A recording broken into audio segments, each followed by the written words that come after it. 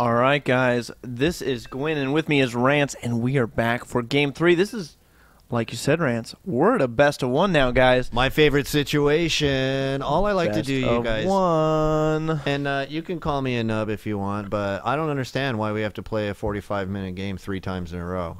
You know, I mean, I know there's a word in the world called cheese, and I realize that's, you know, gives players a chance to win against someone who may have higher skill than them, but you know, there's also the same thing in many other sports. So you know, I'm a proponent of tournaments that have like a best-of-1 format. It makes each map matter. Now, we discussed this before though, Gwyn, where you were like, well, here's how we make one map matter, and we start to see it when there's a lot of parity in the games. Okay, like in this tight bracket, 8-man bracket, it's real tight out there. There's a lot of high skill. This is a good example of how a best-of-3 could function as a best-of-1 scenario. I mean, we had you know, Mystik getting to play his macro game in Game 1, just absolutely tearing coLqxc apart. coLqxc bringing it back to him in Game 2, and now we are in Game 3 on a huge macro map. So will Mystik get to play his game, or will coLqxc be able to take the win again?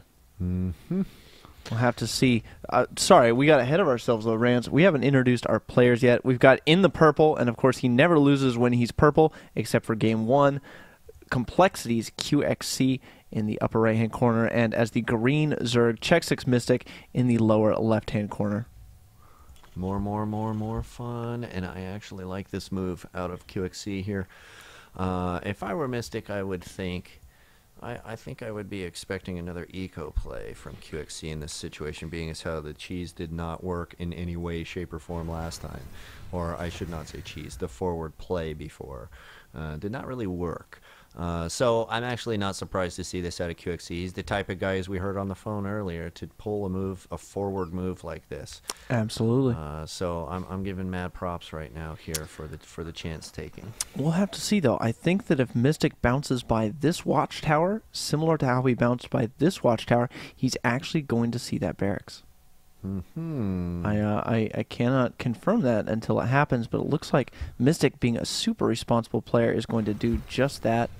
Does he see that barracks? Does he see it? Standing there? Oh, we came back. Does he see it? We will have to see. Yeah, hit the do your fancy. He didn't. That's oh, he did. He did. Oh my. So he knows what's up. Yeah. He sees what's up, and guys, I mean, that's coLqxc going for this really aggressive 2 racks. Now, of course, 2 racks is not all in, unless you bring all your SCVs. Is coLqxc bringing all his SCVs? No, it does not look like he's got one for the bunker. And the spine collar already going up. coLqxc immediately drops that bunker, says this super needs to be in range of everything so I can just kill you. Probes get pulled out of the Zerg base here, and the party's about to start. Zergling's going to hit at the same time, and this does not look good for the Terran in this situation. SCV is under siege here. 3 Marines, 2 more SCVs, and 1 more Marine back there, but this may or may not be enough. It's all up to that amazing coLqxc micro. Let's see it at work here. Wow, I mean, coLqxc certainly good with the micro so far, but, you know, yeah, it just might not be enough. And the SCVs have gotten killed off, so this bunker is not going to get up. And coLqxc's little push here, unless he's going to try and just run past this spine crawler, not going to do a whole ton of damage. But he is continuing to stream units. Is he building a base back in his base? No, does not quite have the money for it yet, but would not be surprised. 2 racks used to be the standard in this matchup. Used to go 2 racks into expansion. And so coLqxc bringing it back to maybe like 4 months ago, 5 months ago, with the Terran style there, with the 2 racks. And yeah, we'll have to see, you know, if he makes something happen with this. Command center on the way, double gas as well, so it looks like this is just dumping back into that standard. Yeah, he didn't quite pull it off, man. Bummer. We'll see how far back he's set, though. He's really not that far back, because that supply is real high right now. Yeah, he's actually ahead in supply. And I think more what coLqxc has done with this attack, more so than... oh, but that's a lot of Marines. More so than just flat out killed his opponent.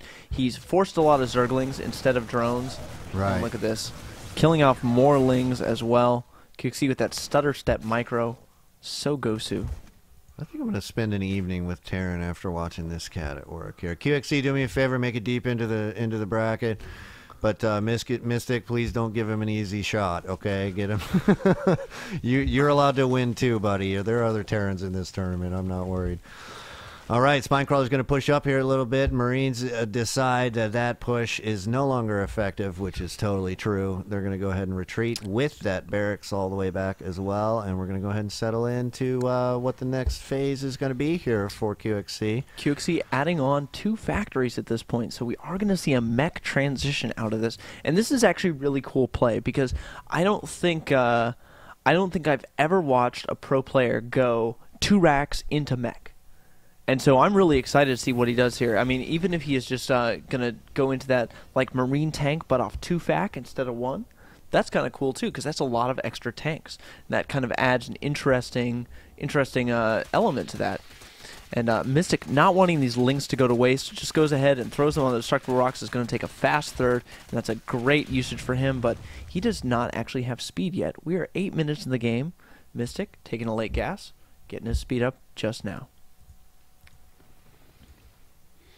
I mean, and that's one of those things, Rance, that a player like Mystik can get away with. He can look at what QXC's doing, saying, I can hold this off with slow links, no problem. I'm comfortable with that, and I know that with the aggression he put on, he actually won't be able to push out super soon again.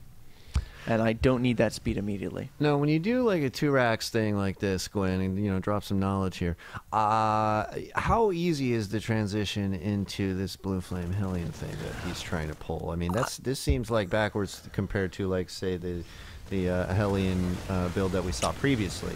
You know, I wouldn't so much say that it's backwards. I would say that I mean, what QXC is doing is a little bit tricky. You know, he got the gases. He's obviously practiced this build some, you know, because he got his gases at a pretty set time. He's got his +1 started. This just looks like some pretty good solid play, and he wants to get those Blue Flame Hellions out because on a big map like this, Zerglings are going to be very effective map control for the Zerg player.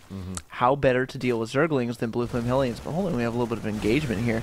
Some great roasts on those Zerglings. Yeah, those Hellions are going to keep those Zerglings as bay and guarantee the cancel of the 3rd there from Mystik. So QXC doing a good job, keeping a little stranglehold here on his enemy for the moment.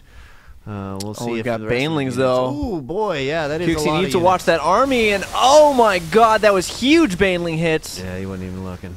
And QXC reveals Blue Flame, so losing his entire little Marine Hellion force, except for these 2 lone Hellions. Gonna run back to base. 1 lone Hellion, run back to base, and tell the tale of the exploding green things that killed them all. Well, they're going to have to get some new Kevlar when they return here. Absolutely. Another small group of Marines going to go ahead and leave here, and I really do like the forward nature of QXC's like harass here. And this is something I was missing in previous weeks of the rundown, where we see like polite games where players will no rush Rance, no rush 20. Right. No rush 20. we're gonna get on 3 base. We're gonna macro. And macro, and when we hit 200 food, we're going to attack. But look at this. Mystik not going to have any of this contained. He's actually just going to lose all his lings to those 3 Blue Flame Hellions. But QXC is very intent on Mystik not getting a 3rd up. And I really, really like this play out of QXC. It's so smart. Mystik needs to get that 3rd. He should probably take it up here, to be honest. You know, or he needs to just deal with this attack. But look at this QXC moving on to creep. Well, now that he's in sight here, we don't have to whisper about it so much. Maybe just a little bit. Ooh, let's see how well these Blue Flames do against those Zerglings. They're going to do quite well. Nice splitting there against these Banelings. Going to make it a pretty profitable experience there for QXC in the grand scheme of things. He's going to maintain a decent-sized threat out on the front side of the Zerg base here. A good enough threat, in fact, to warrant some additional reinforcements to send out, too. He's going to go ahead and invest in this a little bit as the Mutalisks come out. He certainly is, but that's a lot of Mutas, and QXC needs to be careful with those Hellions. He's invested a lot getting Blue Flame, the upgrades for them, of course. It seems to be pulling them back. He's got quite a few Marines out here. Does not have stim yet, about just halfway done, but +1 attack already finished. 1-1, in fact, attack finished for QXC, so he is definitely in a good place for upgrades against Mutalisks as well. Mutalists decide not to chase after those Hellions there as Marines in the middle of the map run into some Zerglings. Those forces are going to join together and take down some of those creep tuners there. Some huge scans that deny so much creep spread. And we're going to see that creep begin to recede back into the Zerg base now because of that work that coLqxc just got done. It's also going to reduce the visibility that the Zerg has. Absolutely. Creep, for those of you who did not know, it's actually not the creep, it's the creep tumor that gives you the sight. So the creep tumors that spread the creep give you sight range. And what that means as a Zerg player is that wherever you do not have creep tumors, you cannot see. And if you do have creep tumors, it means you can see there. So sight is very, very important as Zerg. They're a very reactive race. You need to have that sight so you know what's coming, so you can build units and not die. And coLqxc denying so much of that. What was that just finished up there, Gwyn? Was that +1 to missiles air or something? For the Zerg player, let's go ahead and jump into the main and check it out. Yes, it was +1 missile attack for the Mutalists. They are going to be a little bit more effective in harass, doing a little bit here, but causing a cancel on that refinery there. But another small battle on the front side of the Zerg base there gets taken care of by those Zerglings out front. That was a small little Marine force there that got chewed up. We do have coLqxc gearing up to take his third. He already has it built, just flying it on over. But hold on, some Mutalists there going to delay that for at least some amount of time. Needs to be careful, though. Has not shown that he has stim yet. Well, the combat shields are out, as well as is that +1 about to finish there for the Terran Marines? +2, actually. +2, the blue, fancy blue. coLqxc already at 1-1. You know, 2-2, gonna finish up soon. Siege mode on the way, and coLqxc finally gonna get those medevacs out. So coLqxc setting up his third base, looking to be in a great place. Mystik actually gonna go ahead and take a fourth. That third was very late, and he needs to stay ahead in that macro. All right, well, this could be the best chance that Mystik has to get one up here on coLqxc, as coLqxc now has 3 full bases cooking away. Let's check some incomes here for a second. And yeah, well, there it is right there, 2,200 to 1,800 on the income side. Minerals alone are going to be enough to create just, I mean, all these Marines that you see out there. There's the difference.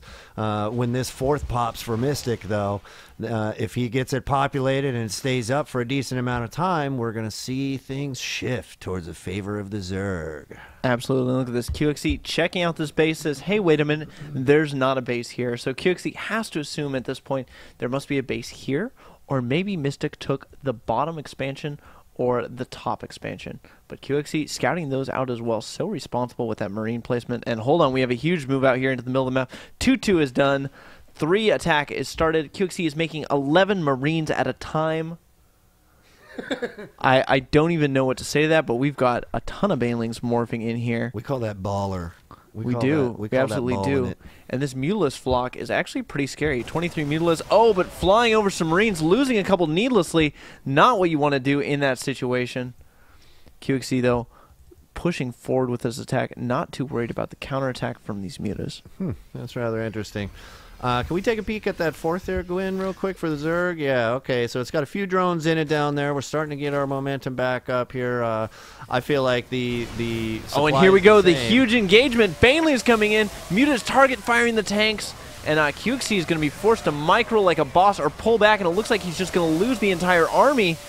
That was an overwhelming force out of Mystik. coLqxc out of position a little bit with his Marines, pays dearly for it. Now, the real question is how much cash does Mystik have to get that army back? And it looked like it was enough because his supply is already way up there. Let's check the numbers here for a second. Yeah, okay, there it is, 80 to 65 in the drone tally. Army tally all knotted up here for the moment. coLqxc actually dropping down here at the same time. We'll come back to that. Look at this, coLqxc moving with some Marines as well, but Mystik just coming straight in, killing even more Marines, but that's a lot of Marines. Yeah. Needs to pull back with those Mutalists. Look at the Mutalist count. It has dwindled from 23 to 10 in those engagements. So coLqxc doing some great damage as well and denying this fourth. Zergling's going to come down and deal with this little drop here, but it's not going to be easy, and coLqxc is going to go ahead and pick up and maybe continue with a little harass from the high ground there. That's a great plan. As you see, the poor hatchery has to go down and be replaced in the fourth. So Zerg not in very good shape without this fourth here, especially with Terran cooking on that third as hard as he is. I feel like Mystik might have overextended himself with that push into the third and the natural of coLqxc. I feel like after crushing the big army in the middle of the map, he should have said, okay, I will just take a 5th base now, and left it at that. I will clean up the drop of my 4th and take a 5th, but instead, he lost the 4th, lost a whole ton of those essential Mutalisks, and now there's another push at his front door. Hum-de-dum, we're about to hit here, and we'll see how well these siege tanks are going to be able to handle things. Scan goes down here, and wow, he just leaves the Marines out to die here, apparently, as a lot of them go down to that big Zergling force, and now that's going to leave these tanks very exposed to these Mutalisks that are flying around. He does have enough Marines there to deal with those Mutalisks, but definitely not enough Marines to deal with the Mutalisks, the Banelings, and the Zerglings. But another drop being cleaned up by coLqxc. Looks like there's another drop at the 4th again. coLqxc with multi-prong aggression all over the place. And this is one of those things that coLqxc is just known for. Just, I'm going to drop you everywhere. And look at his macro at the same time. Still producing 11 Marines at a time, +3 attack finish, +3 armor on the way for coLqxc, and +1 attack for mech. Hold on, a whole ton of Mutalisks potentially going down there. No, looks like these Marines need to pull back as there's Banelings. No, it's not going to be so bad if all those Banelings hit that one tank, and there we go. Muta's going to come in and clean things up, though. We'll see if these other tanks can seal it. It looks like they are going to be able to. That was an expensive loss there, but not game-win prohibitive. So he's going to continue moving forward here. coLqxc over this receding creep. Their drop over here. Is he going to lose the medevac? Yes, he definitely will. And that definitely hurts. But that multi-prong harass, again, that allows him to move his forces forward, stimming and running into the 3rd. If he could take this out, it'd be absolutely huge. And 3-3 Marines with medevacs. And the GG out of Mystik. Look at that. coLqxc with relentless aggression, securing him the win. Yeah,